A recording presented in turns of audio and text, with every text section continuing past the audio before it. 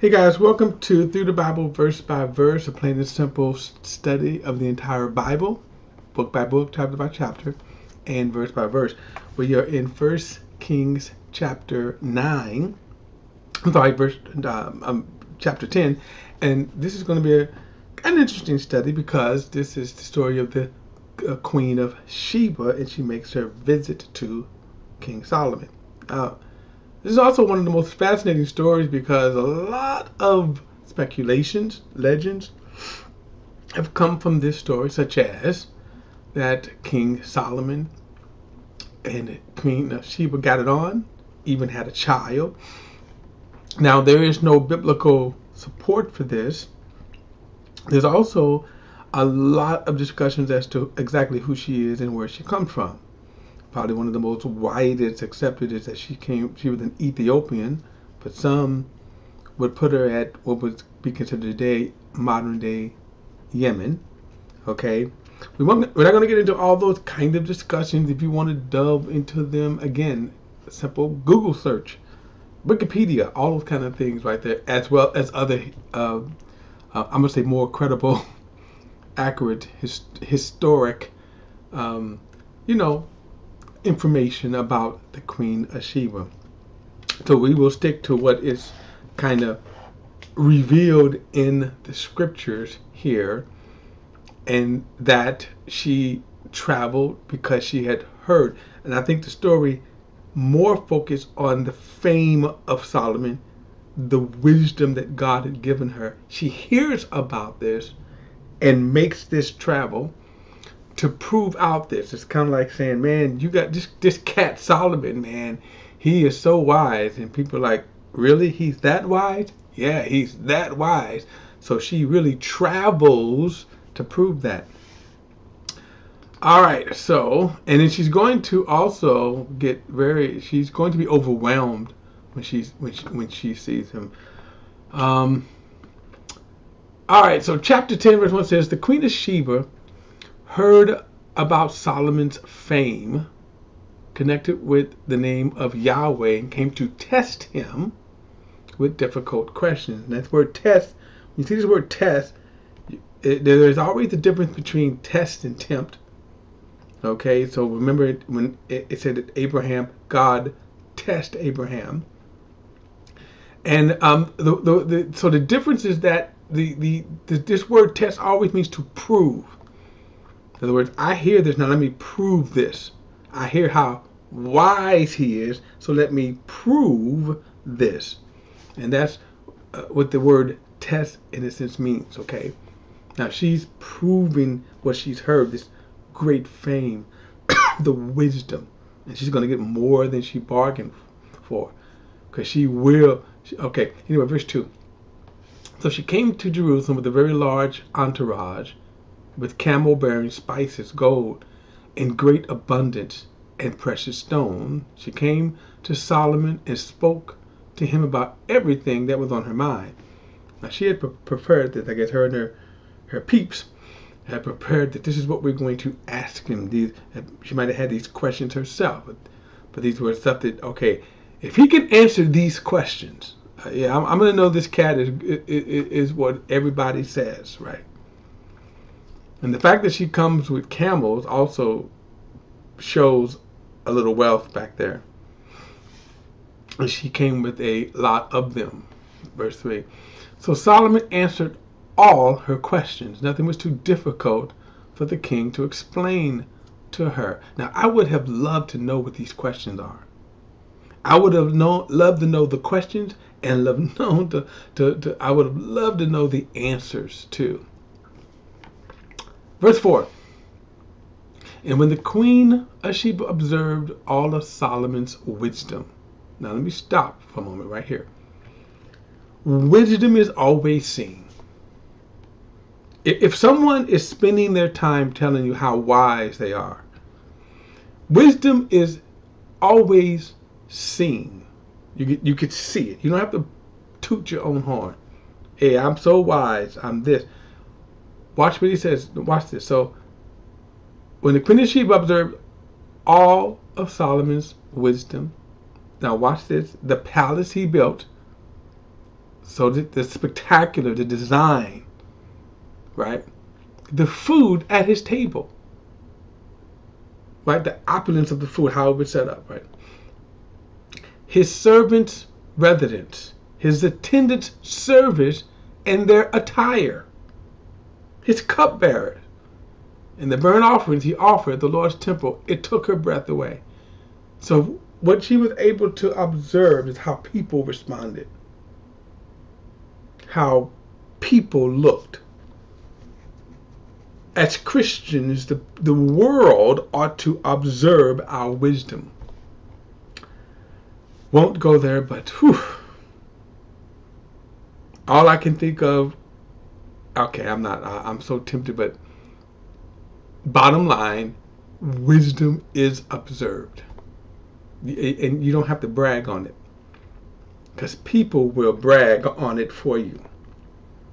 People will observe how you live your life, your wisdom, whatever you say your wisdom is, how great you are. People will observe that. So she watched and was able to see the servants, how they dressed, how they stood, how they performed their duties. She saw the food. She saw the opulence of the palace, how it was decorated. See, this was a part of the wisdom she heard about Solomon. Now, you remember that we saw that when back in, I think it's chapter 4 or 5 and 6, around there, where it talks about Solomon. He spoke 3,000 proverbs. Now, just remember, so he's speaking all these proverbs. People hear these proverbs. People from different countries hear these proverbs, and they go and they tell of his wisdom. Verse 6, she said to the king, the report I heard in my own country about your words and about your wisdom is true, but I didn't believe the reports until I came and saw with my own eyes. Indeed, I was not even told half. Your wisdom and prosperity far exceeds the report I heard. So remember, she heard this. How happy are your men? How happy are these servants of yours who always stand in your presence, hearing your wisdom? Could you imagine the most wisest financial person and you as butler, and you listen to him on the phone and listen as he talk? Anyway, but in other words, the servants hear his wisdom. They get to hear, they were able to hear these 3,000 proverbs, right? They were able to see how he adjudicated things. Verse 9. May Yahweh your God be praised. He delighted in you and put you on the throne because of the Lord's eternal love for Israel. He has made you king to carry out justice, and righteousness. More than all of these legends of whether or not the Queen of Sheba and Solomon got it on, what is more striking than any other testimony is her embracing the God of Israel. That is the testimony. That is more than anything else, right? Verse 10. Then she gave the king 4.5 tons of gold. Now think about this wealth right here. They poured this wealth on him. Tons, right? A ton is 2,000 pounds. So 4 tons would be about 8,000 pounds of gold, if my math is right. So it said a great quantity of spices and precious stones. Never again did such quantity of spices arrive as those the Queen of Sheba gave to King Solomon. Now, probably if I was a historian, the spices probably would be a clue as to where to locate her in terms of historically, okay? Verse 11. In addition, Hiram's fleet that carried gold from Ophrah brought from Ophrah a large quantity of almug wood, and precious stones, The king made almug wood into steps for the Lord's temple, and the king's palace into lyres and harps for singers. Never before had such almug wood come, and the likes had not been seen even to this day. King Solomon gave Queen Sheba her every desire, whatever she asked, besides what she had given her out of his own royal bounty, and she along with her servants returned to her own country. So again, there's nothing in here to read that they got it on. Let me just say this. I'm certainly not discounting it, because as we will later see, Solomon he loved many women. I would almost say no doubt they got it on, but that's not the part of the narrative here. Okay, I mean, she was swept away. She was floored by him. But like I say, that's not the narrative of the story right here. But you can certainly see how it could be true. So they exchanged a lot of gifts, by the way. And by the way, this story becomes very interesting because out of all of the kings that came, and many kings came and sought audiences with him, you see this story right here. And as I said, I think the biggest story out of all of this is that she embraced the God of Israel. That they would say, your God is the God of gods. Okay? All right, so verse 14 says, the weight of gold that came to Solomon annually was 25 tons. Now, just stop and think about this again. So now it's going to give us a very large, it's going to give us a little accounting here of Solomon's wealth. And notice this was annually 25 tons. Now, keep that in mind when Nebuchadnezzar comes. Actually, we will see several invasions, and all of the wealth that will come out of that. So this was annually, okay? So 25 tons, right? Gold, 25 tons, wow. And that was annually. It is besides what came from merchants, traders, merchandise, and all of the Arabian kings and governors of the land. King Solomon made 200 large shields of hammered gold. 15 pounds of gold went into each shield for 15 pounds. By the way, he only dealt with gold, right? Silver, throw it over there, right? But gold. So verse 17, he made 300 small shield hammered gold, and about 4 pounds of gold went into each shield. The king put them in the house of the forest of Lebanon. The king also made a large ivory throne overlaid with fine gold, of course. But think about the picture here. This white ivory overlaid with gold. The throne had 6 steps. There was a rounded top at the back of the throne, armrests on either side of the seat, and 2 lions standing beside the armrest. 12 lions were standing there on the 6 steps of each end, and nothing like it had ever been made in any other kingdom. So this was interesting here. I should have tried to get a picture of this thing here, kind of a picture. His kingdom, right? Or the throne of his kingdom. All right. All of Solomon's drinking cups were gold, right? And Solomon wasn't a rapper. Poor attempt of humor there. It says all of his utensils, all of the house of the forest were pure gold. There was no silver, since it was considered as nothing in Solomon's time. You know, like they would just stack them. You know, like we would do coins or pennies, right? Pennies a day.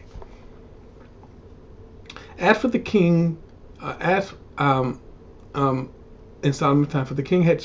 I'm sorry, let me go back and read this. There was no silver, since it was considered nothing in Solomon's time. For the king had ships Tarshish at sea with Hiram's fleet. And once every 3 years, the ships of Tarshish would arrive bearing gold, silver, ivory, apes, peacocks. Solomon surpassed all the kings of the world in riches and in wisdom. Now, wisdom, by the way, gives you your wealth. Because you would just get it. You would know how to. You would have the wisdom and the knowledge and the skill to do it. Verse 24. The whole world wanted an audience with Solomon to hear the wisdom that God had put in his heart. And so this becomes the greatest testimony. All of it which you see around here, out of the greatest thing, it was that people wanted to hear what God had put in his heart. So this is one of the greatest testimonies about Solomon, that people were turning to God. People were getting turned on to God. People were coming into a knowledge of God. Verse 25. Every man would bring his annual tribute, items of silver and gold, clothing, weapons, spices, and horses and mules. Solomon accumulated 1,400 chariots and 12,000 horsemen, and stationed them in chariot cities with the king in Jerusalem.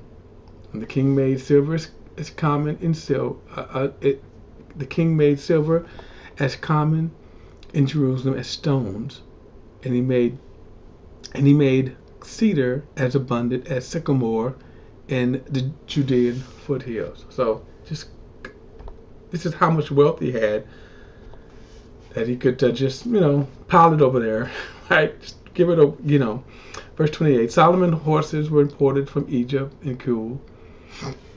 The king's traders bought them from Kul at the going price. The thing I get from that is that he didn't care about even bargaining down. And by the way, that's what wealthy people do, by the way. When you get to a wealthy place, it's not about what I need, it's about what I want. Verse 29. A chariot was imported from Egypt for 15 pounds of silver, and a horse for about 4 pounds. In the same way, they exported them to all of the kings. Of all the kings of the Hittites, and the kings of Aram bought their agent. So this is Solomon's life. Unfortunately, it is not all good, but this is why you can see people sought an audience with the king. They sought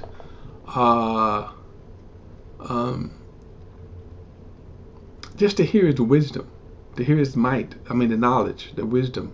Okay, like I say, if I had to ask for anything, reading the Bible here, if I had to ask, it would certainly be wisdom. It would certainly be wisdom. Okay, guys. Don't forget to like and share these videos. Subscribe to BP, the Bible Perspective. Hit that subscribe button. And look, remember, all comments are welcome. See you in the next study.